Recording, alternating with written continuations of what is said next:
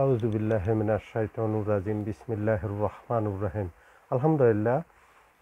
রাসূল সাল্লাল্লাহু আলাইহি সাল্লামের আরেকটা হাদিস, আবু দাউদের হাদিস 5090 নম্বর হাদিস, আপনি আমাকে আমার উপরে সোপর্দ করবেন না।